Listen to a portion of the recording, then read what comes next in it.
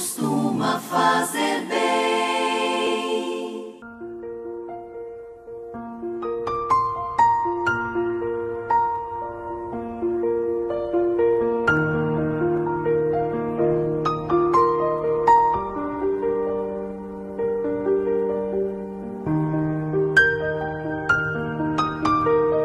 Olá, tudo bem com você? A paz do Senhor! Sejam muito bem-vindos mais uma vez ao nosso canal EBD, Palavra de Vida para você. Eu sou o professor Edson e nós estamos estudando nesse terceiro trimestre de 2021 a revista da nossa Escola Bíblica Dominical, cujo tema é O Plano de Deus para Israel em meio à infidelidade da nação.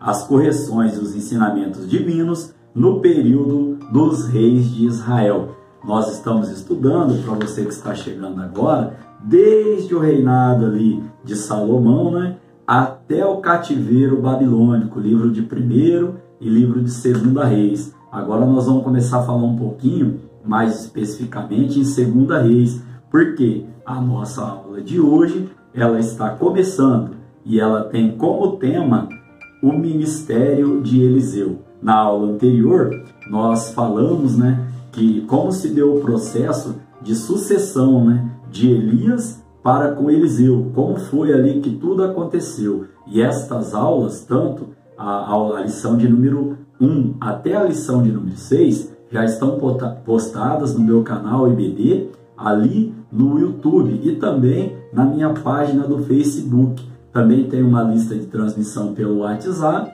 ao qual também eu coloco ali as lições, o link das lições para que sejam assistidas. O único objetivo é o de falar da palavra do Senhor, é de divulgar o amor de Cristo através dessas lições aplicadas ao nosso cotidiano, ao nosso dia a dia. Então, irmãos, na lição de hoje, na lição de número 7, cujo tema é o ministério de Eliseu, lição para o domingo do dia 15 de agosto de 2021, nós temos como texto áureo: E disse Josafá: não há aqui algum profeta do Senhor para que consultemos ao Senhor por ele? Então respondeu um dos servos do rei de Israel e disse: aqui está Eliseu, filho de Safate, que deitava água sobre as mãos de Elias. Este texto está em 2º Reis, capítulo 3, no versículo de número 11. Temos como verdade prática também: Deus usou e ainda usa seus servos para realizar milagres. Basta ter fé e confiança no Senhor, que Ele opera maravilhas. Aqui sobre a verdade prática, irmãos, me veio um pensamento interessante. Se nós formos no dicionário pesquisar o que é milagre, milagre é o fato extraordinário ou inexplicável pelas leis da natureza, que é atribuído à causa divina ou sobrenatural. Segundo, intervenção sobrenatural. O próprio dicionário, irmãos, do ser humano, ele reconhece que o milagre é algo inexplicável, é algo que só pode acontecer fora do comum. Nós sabemos que o milagre vem da parte do Senhor, vem da parte do nosso Deus. Eles têm a definição e nós vivemos isso. Então, qual é o nosso objetivo? De levar o amor, de levar a palavra para que eles também saiam da definição apenas do que é um milagre, mas que também possam viver um milagre. Vai dizer para mim que você já não teve essa graça, já não foi agraciado com um milagre na sua vida. Um milagre é algo assim, não é apenas só o fato da gente se levantar, deitar, respirar, mas um milagre é algo que você falou assim: meu Deus, isso é milagre, isso veio da sua parte. Me lembro que aos 10 anos de idade, mais ou menos, fui acometido de uma enfermidade conhecida como meningite, e ali o meu pai, a minha mãe, entrou com a campanha de oração, no círculo de oração, a líder do círculo de oração na época, se não me falha a memória, a irmã Josefa, e aí orando, passou uma semana, 2, não me lembro mais o tempo exato que foi, mas me lembro do milagre. O que aconteceu? Fizeram um exame, né, na coluna, aquele exame que tira o líquido da espinha, dolorido, meu Deus do céu. E aí constatou. Pouco tempo depois, né, foram fazer de novo e eu não tinha mais nada. Então eu sou fruto de um milagre. Talvez você também tenha vivido um milagre de Deus na sua vida, algo que a ciência, que a medicina, algo sobrenatural, que somente o nosso Deus pode realizar. E aqui, irmãos, a verdade prática vem nos dizendo, basta termos fé. Meus pais ali, naquela ocasião, tiveram fé, creram que Deus podia me curar. E olha eu aqui falando com os irmãos, é só nós termos fé e confiança no Senhor. E aí sim, Deus, Ele vai operar maravilhas em nossa vida. Amém? Temos como leitura bíblica em classe o livro de 2 Reis, no capítulo de número 3, do verso de número 5 ao verso de número 18. Também 2 Reis, capítulo 4, versículos de 2, 3, 4, 5, 6 até o 7. E depois do 38 até o 41. Essa leitura bíblica em classe é o que nós estaremos estudando na nossa revista de hoje. Dos 14 milagres que Eliseu, como eu coloquei a aula passada, fiz até um quadro com todas as referências no vídeo, deixei na tela para os irmãos estarem consultando. Nessa ocasião também, quando nós falamos ali sobre a porção dobrada de Elias, não foi só no sentido material, seria dado o dobro de tudo, tanto da parte material, entendemos, como da parte espiritual. Elias fez 7 milagres, Eliseu 14 milagres. E hoje nós estaremos estudando 3 destes 14 milagres. A nossa leitura bíblica em classe, ela está baseada nesses 3 milagres realizados pela vida de Eliseu, né, debaixo ali da potente mão do nosso Senhor. Temos como objetivo geral destacar alguns dos milagres de Eliseu como confirmação de seu ministério profético, como eu comentei aqui com os irmãos, né? A palavra do Senhor vai dizer que os milagres, né, os sinais, melhor dizendo, seguiriam aqueles que foram aí chamados, escolhidos. Amém? Temos também, irmãos, para cada tópico e subtópico, né, que nós estaremos, cada tópico tem os seus subtópicos. Então, cada tópico que nós estaremos estudando também tem o seu objetivo específico. Por exemplo, você que está chegando agora no canal, o tópico de número 1, ele tem 2, 3, no máximo 4 subtópicos. E este tópico, ele tem o seu objetivo específico, que é o que nós trazemos aqui, os pontos chaves da lição aqui para os irmãos. A nossa lição também, ela é pautada em um ponto central. E o ponto central desta lição de número 7 é que Deus é poderoso e usa os seus filhos para a realização de milagres. E aqui é interessante, irmãos, que nós vamos ver no decorrer da nossa lição, né, fique comigo, mas já puxando já um ganchinho, meus alunos começaram a falar, professor, o senhor gosta de falar puxando um ganchinho. E aí um bordão que a gente acaba usando. Aqui é o interessante, né, já puxando aí os conteúdos que nós estaremos vendo, que Deus na sua soberania, Ele não precisaria de um filho, de um servo para realizar o milagre. Ele é dono de todo o poder. Mas, irmãos, aí é que entra o nosso relacionamento. Vou contar uma experiência que tive essa semana com os irmãos, que para mim, na minha visão, foi um milagre da parte do Senhor, algo assim sobrenatural. Já vou contar para os irmãos. Aguenta um pouquinho aí. Vamos à nossa aula de hoje então. Na introdução, nós vemos aqui que o ministério de Eliseu ele foi marcado por acontecimentos, então, extraordinários, por milagres, 14 milagres. Nós falamos na lição passada que abaixo, né, de Jesus Cristo, Eliseu foi um dos homens usados por Deus, pelo próprio Cristo, que realizaram mais milagres, né, relatados aqui na palavra do Senhor. Então, nesta lição, nós vamos estudar 3 destes milagres. Quais? O primeiro, o milagre das águas que alagaram um vale sem que houvesse chuva. O segundo, a multiplicação do azeite da viúva. E o terceiro milagre que nós estaremos estudando aqui é a aniquilação da morte presente na panela de ensopado servido por um dos servos ali do profeta. nós vemos que nesses 3 milagres fica evidente a fé e a obediência e a poderosa unção de Deus na vida do profeta Eliseu. Aqui, irmãos, eu quero fazer um comentário que a unção, ela não é a diferença, como alguns costumam dizer. A unção, ela faz toda a diferença. Ou seja, uns são ou outros não são. Não estamos aqui apontando o dedo para julgar ninguém, para apontar nada de ninguém. Mas, irmãos, o Espírito Santo é o mesmo. E o Espírito Santo, ele nos faz sentir, né? Quando uma pessoa está pregando debaixo da autoridade de Deus, quando ela está louvando debaixo da autoridade de Deus, quando ela está ministrando uma aula debaixo da autoridade de Deus, com o temor do Espírito Santo. Então, irmãos, a unção na vida do crente, ela não é a diferença, ela é que faz toda a diferença. 3 lições, falei isso nessa aula de sexta-feira na escola onde estudo, onde trabalho ali. 3 coisas, irmãos, nos levam à excelência de realizar algo: amor, dedicação e empenho. Aquilo que nós formos fazer. A turma começou ali a achar que o conteúdo na área de metalmecânica, principalmente na área de programação de máquinas a CNC, era muito difícil, muito complicado.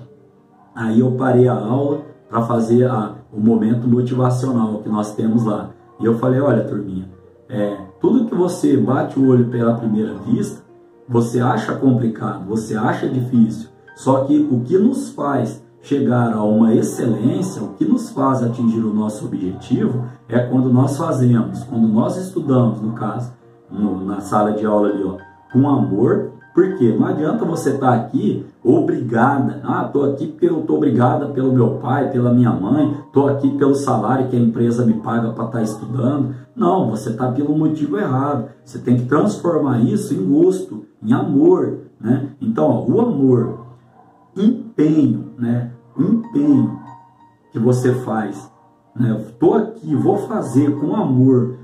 O empenho, vou me empenhar a fazer isso. Não vou pegar com moleza e já olhar falando que não dá para fazer, né? E outra coisa, o que? Dedicação. Você vem aqui, se dedique, porque às vezes a gente vê que o corpo seu está aqui, mas o seu olhar está longe, a sua mente está longe, talvez pensando até na cama que você acabou de sair. Então não, tem que ter dedicação. Isso vai te levar a excelência. O que é excelência? É o fato de realizar algo perfeito, algo funcional, algo bom, algo excelente, né? Algo que funcione, vamos falar. Então lá a gente trabalha com conteúdos que levam a uma competência. Eu falei para eles, esses 3 conteúdos, a parte de todos os conteúdos técnicos, é que vamos levar ao quê? A excelência. E principalmente, agora puxando aqui para a nossa realidade cristã, para a nossa vida espiritual, a unção, irmãos, ela nos dada por Deus através do quê? Da nossa oração, da nossa busca, da nossa palavra, estarmos fazendo a Deus, né? Fazendo a homens, como Paulo vai dizer em Colossenses capítulo 3, verso 23, fazendo a homens como se a Deus fosse. Então, com amor, com dedicação, com empenho, nós temos o que? A excelência em realizar a obra do Senhor. Ou seja, quando nós nos colocamos à disposição do Senhor em buscar a sua face, em nos consagrarmos, em jejuarmos, em orarmos, em lermos a palavra, Deus nos enche de unção e de autoridade. Então, isso que é toda a diferença na nossa vida. Não faz a diferença. Eu vou orar hoje, eu vou buscar hoje, eu vou consagrar hoje porque eu vou ter uma oportunidade amanhã. Não, tem que ser uma constância, tem que ser uma constante na nossa vida. Eu vou orar todos os dias, eu vou buscar todos os dias, eu vou me consagrar, né, para estar na presença do Senhor, eu vou ler a palavra todo dia, e aí sim, essa palavrinha, unção, ela vai fazer parte da minha vida e da sua vida também. Então, ainda podemos trazer aqui, nessa parte introdutória, que as ações e o comportamento de Eliseu, né, o quanto foi importante, né, conciliar essas ações e esse comportamento dele ao quê? Ao seu ministério divino. E esse ministério divino estava firmado no quê? Bondade e firmeza da parte do Senhor. Amém? Caminhando então, irmãos, para o tópico de número 1, que tem como tema: Eliseu salva 3 reis e seus exércitos. Primeiro milagre aqui, ali, que naquele vale ali onde não houve chuva, não houve vento ali, e as águas elas brotaram e o exército ali, ele sobreviveu. Este tópico de número 1, irmãos, ele tem um objetivo específico, que é evidenciar o que o Senhor zela por seu povo. Evidenciar que o Senhor zela por seu povo. Olha só então, primeiro subtópico: reis bons e maus. No período do reino dividido, houve a alternância de reis bons e maus. Nós já comentamos isso em aulas anteriores. Estudamos até sobre uma lição específica sobre Acabe e Jezabel. Mas também falamos, de outros reis que fizeram o que era agradável aos olhos do Senhor. Então aqui, não era só o fato deles fazerem uma má administração onde o povo sofria. Também estava ligado esse fato aí de reis maus, ao relacionamento, como eles se relacionavam com Deus. Portanto, ao se referir a um determinado rei como mau, o autor do livro de Reis está dizendo que esse monarca, além de desobedecer e desprezar a Deus e seu culto, ele também promovia o quê? A adoração a falsos deuses, a adoração a ídolos. Nós também já falamos, em lições anteriores sobre isso aqui. E aqui, irmãos, eu quero puxar uma referência bíblica aos irmãos. A nossa aula, procuro trazer uma aula prática, uma aula objetiva, com muitas referências bíblicas, para que não fique cansativo, aos irmãos, Procuro trazer um vídeo, dentro do tempo, lógico que um tempo menor do que nós teríamos em uma escola presencial, mas é um tempo onde eu abordo todos os pontos importantes aqui da nossa lição. E essa referência Deus me deu quando eu estava estudando em relação à administração dos reis maus. Olha como a Bíblia tem, tem orientação para todos os momentos da nossa vida. Abra sua Bíblia aí, em Provérbios, capítulo de número 29, Provérbios, capítulo de número 29, no versículo de número 2. Olha o que a palavra do Senhor vem nos dizendo aqui, Quando os justos se engrandecem, o povo se alegra, mas quando o ímpio domina, o povo geme.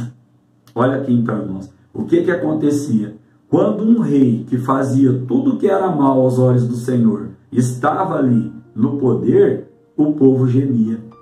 O povo gemia. E o livro de Juízes, ele é marcado, se nós pegarmos para fazer a leitura do livro de Juízes, nós vamos entender naquele livro que quando o povo estava ali sem direção, fazendo o que dava no seu nariz ali, se afastando de Deus, erguia-se um rei contra a nação, contra o povo de Israel, para subjugar. E aí Deus, pela sua misericórdia, levantava um juiz para que esse juiz trouxesse novamente o povo até a presença de Deus. E no livro de Reis, se nós pudermos fazer um comparativo, nós vamos ver o quê? Que a situação era bem parecida, Se levantava um rei mau no trono, fazia tudo que era mal aos olhos do Senhor, o povo começava a gemer, começava a sofrer, Quando esse povo começava a gemer, começava a sofrer, aí Deus, pela sua misericórdia, levantava um rei,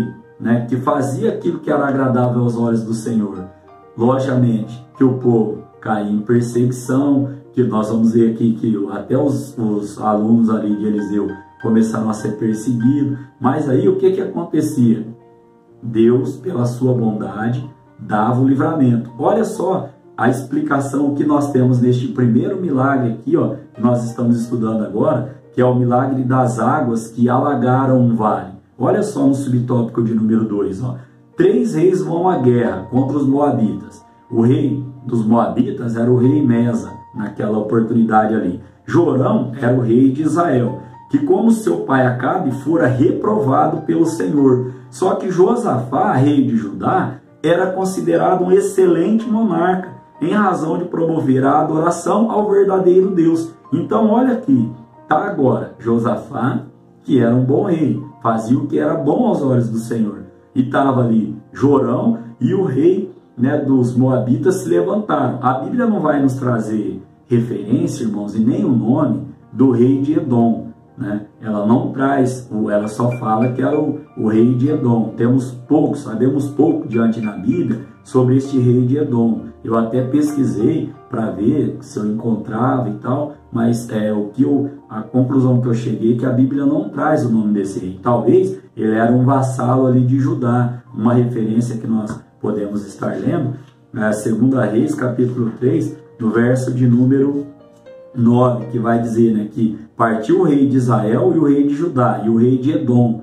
Então a Bíblia não fala o nome dele aqui, ó. E andaram rodeando como uma marcha de 7 dias, e o exército e o gado que o seguia não tinham água. Daí que veio, né, a intervenção do profeta. Mas olha só, essa rebelião se deu por quê? Porque ali os moabitas estavam pagando altos impostos ali ao rei de Israel, lá em 2 de Reis, capítulo 3, no verso 5. Terceiro subtópico, irmãos, olha o que ele vai nos trazer aqui, ó. A predição de Eliseu se cumpriu. Em respeito a Josafá, Eliseu, cheio do poder de Deus, previu que as águas em abundância alagariam milagrosamente toda aquela região, sem a ação dos ventos e sem chuva. 2 de Reis 3,17.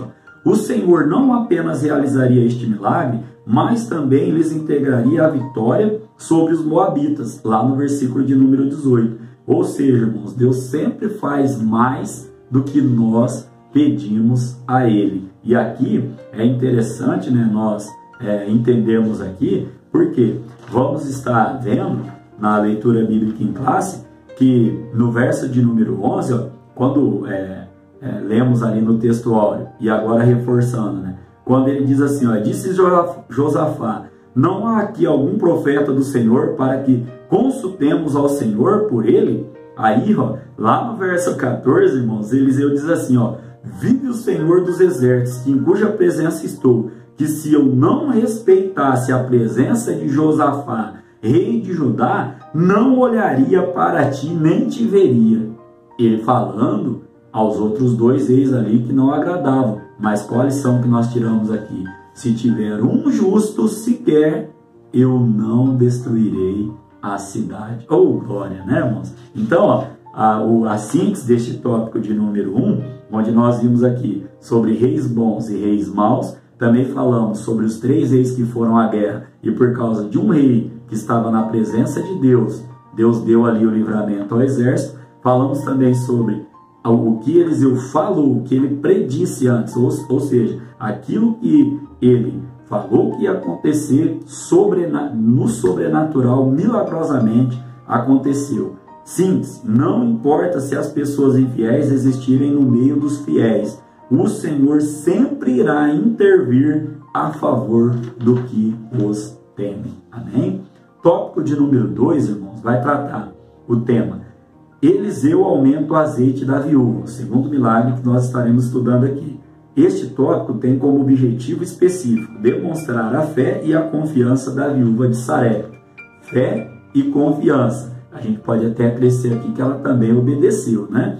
Então, ó, primeiro subtópico. Olha só, a situação das viúvas em Israel não era fácil. Ó. Nos templos bíblicos era bem difícil, pois as mulheres daquela época dependiam dos seus maridos para prover-lhes o sustento. É o caso da viúva de um dos discípulos dos profetas de Israel. Após a morte do marido, a mulher ficou numa situação complicada. Falta de suprimentos, de dívidas e a ameaça de seus filhos serem vendidos como escravos. Essa referência está lá em 2 de Reis, capítulo 4, do verso 1 ao verso de número 2. Então Deus ouviu o clamor daquela viúva e fez o quê? Supriu as suas necessidades. 2 de Reis, capítulo 4, do verso 3 ao verso de número 7. Esse aqui é o entendimento do milagre. Aqui, irmãos, se os irmãos me permitem dizer, nós vemos aqui que me permita, debaixo de muito temor e tremor, a mulher ficou viúva, cheia de dívida, os credores querendo levar os seus filhos como escravos. Irmãos, me perdoem os teólogos, mas o que Deus ministra no meu coração aqui, é que esse marido não fez o papel dele de marido, não honrou o papel dele dentro de casa. Você pode falar, nossa, irmão Edson, mas estava difícil para todo mundo. Mas, irmãos, nós somos os provedores debaixo da misericórdia de Deus da nossa casa. Hoje nós sabemos que muitas mulheres trabalham fora para ajudar o sustento do lar. Não tenho nada contra isso, irmãos.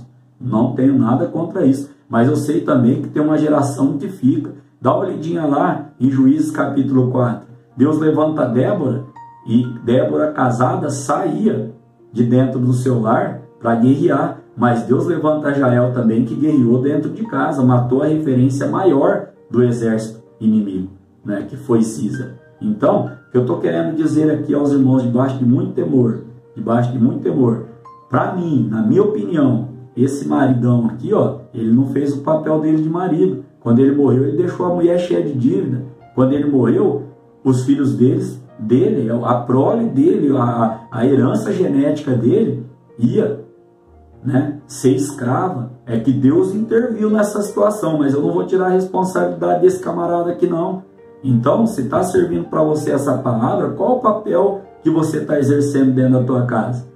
Você foi levantado como sacerdote dentro do teu lar. Lá em Apocalipse capítulo 1, verso 6, você vai encontrar essa referência. Então, Deus me toca o coração em dizer agora, vamos fazer a nossa parte dentro do lar. Cada um tem a sua responsabilidade. E a nossa, como marido, como esposo, é amar a nossa esposa como Cristo amou a igreja. E Cristo não deixou a igreja com dívida não, né? Cristo não deixou a igreja para os filhos virar escravo.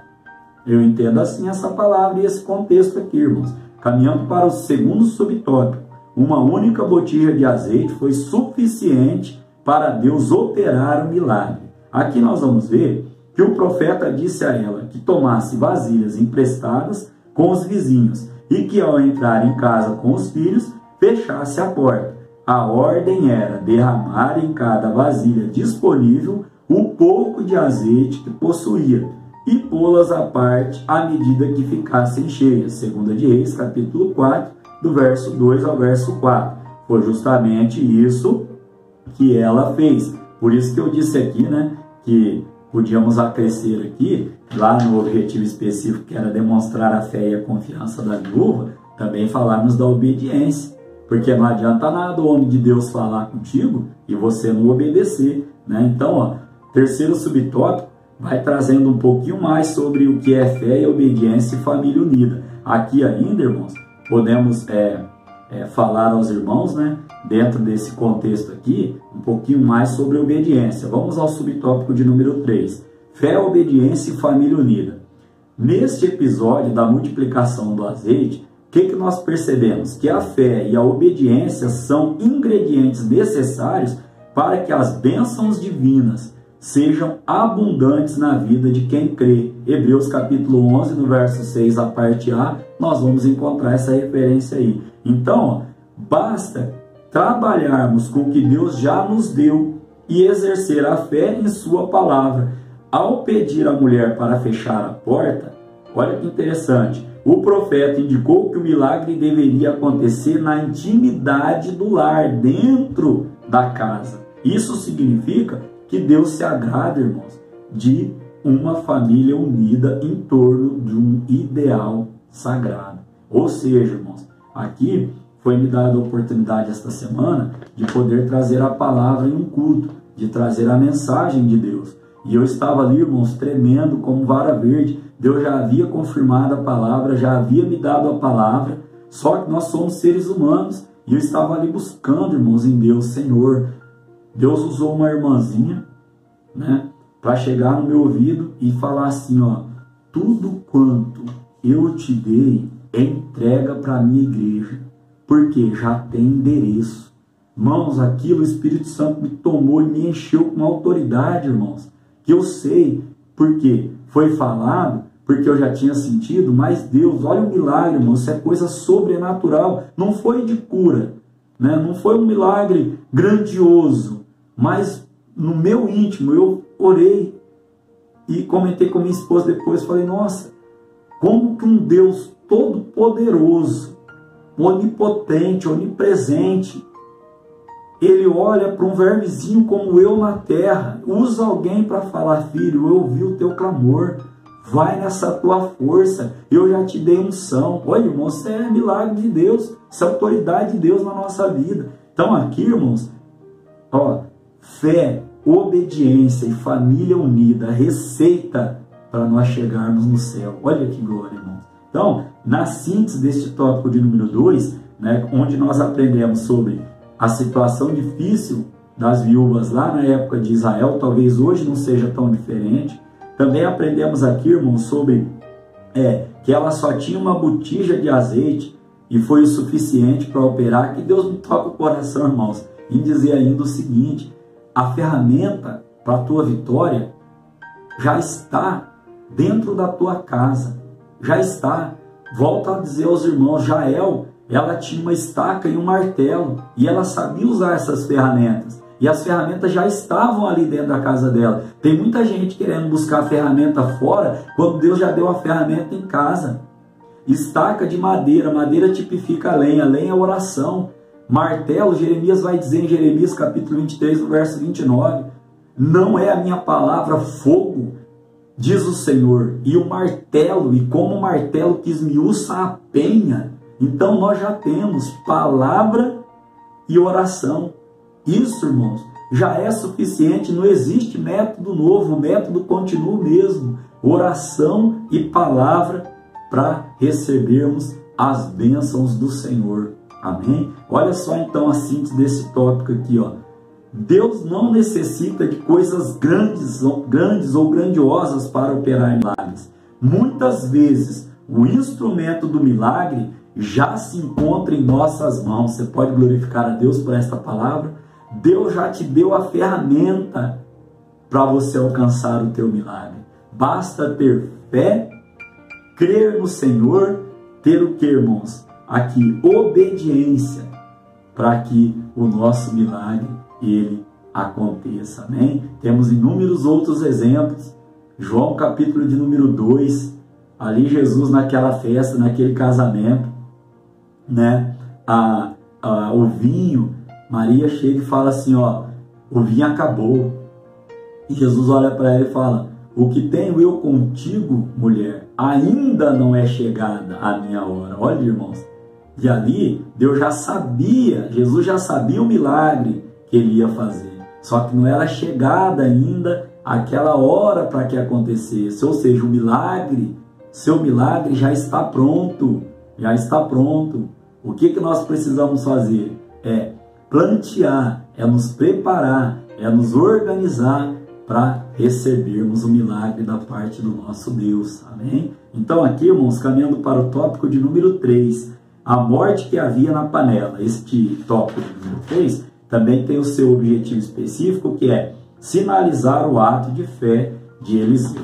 Primeiro subtópico, a escola de profetas. Os filhos ou discípulos dos profetas estavam radicados em Betel, Jericó e Gilgal. Essa referência está lá em 2 de Reis, capítulo 2, verso 3 e 5, 7 e o verso de número 15. E também no capítulo 4, no verso 38. Nessas escolas, os alunos eram encorajados a buscar uma melhor compreensão da palavra, também desenvolviam um relacionamento com o Senhor e contribuíam, melhor dizendo, na manutenção da resistência contra a apostasia e a idolatria. Então era o que eles faziam ali. E por causa disso eles eram perseguidos por alguns reis. Está lá em 1 de Reis, capítulo 18, no verso 4. Segundo subtópico, a morte na panela. Como que foi isso aí? Olha só, foi na escola de profetas de Gilgal que Eliseu ordenou ao seu servo que fizesse ensopado para alimentar os discípulos. 2 de Reis, capítulo 4, verso 38. Provavelmente, pela falta de conhecimento deste servo, ele foi e apanhou alguns legumes ali, uma espécie de pepino ali, silvestre, que continha veneno. Está lá em 2 de Reis, capítulo 4, verso de número 39. A comida foi servida e quando foi servida, logo alguém gritou, a morte na panela. 2 de Reis, capítulo 4, no verso 40. Eliseu pediu então um pouco ali de farinha, colocou no caldeirão e declarou que não havia mais perigo ali naquela comida. Ou seja, Deus havia realizado um milagre. Irmãos, só Deus transforma veneno em alimento. Oh, glória! Deus me deu agora, irmãos. Só Deus transforma um corpo deformado, uma situação deformada, uma situação difícil, uma situação que está nos envenenando. E o que nos envenena? O pecado. Só Deus, irmãos, para tirar o pecado e nos dar vida. Porque o salário do pecado é a morte. E Deus veio, Jesus veio para que tenhamos vida, e vida com abundância. Sabe qual o milagre que Deus manda ministrar no teu coração? Ele está tirando esse veneno e colocando o milagre novo, a vida nova, o sopro novo de vida. Esse pecado está saindo e você está sendo alimentado com a palavra dele. Só Deus transforma veneno em alimento. Olha só, irmãos, como síntese deste tópico de número 3, quando nós aprendemos aqui um pouquinho onde ficavam as escolas dos profetas, também vimos, né, como se deu ali o envenenamento ali, né, por falta de conhecimento daquele servo ali que pegou, né, o alimento e fez, e vimos como Deus transforma veneno em comida. Síntese: o Senhor não necessita de ninguém para realizar milagre, porém, sempre espera de nós uma atitude de fé, e através da nossa petição, da nossa fé, da nossa crença, da nossa confiança, que Deus realiza o milagre na nossa vida. Caminhando para a conclusão, irmãos, da nossa lição de hoje, nos 3 milagres apresentados na lição, percebe-se que aconteceram mediante alguma iniciativa ou trabalho humano. Isso significa que os milagres operados por Deus na vida dos seus servos acontecem em cooperação com algum tipo de trabalho ou atitude humana. Deus tem compromisso com pessoas de fé, mas que também sejam operantes e diligentes. Amém? Querendo Deus, estaremos aqui para estudarmos a nossa próxima lição, que falará sobre Naamã é curado da lepra. Olha, irmãos, que milagre lindo da parte do nosso Deus, operado ali também pelo seu profeta Eliseu. Querendo Deus, então, estaremos aqui para estudarmos esta próxima lição. Fiquem com Deus, ore, participe e divulgue. Amém? Não importa se não vem como esperava, orar costuma fazer bem, orar costuma fazer bem.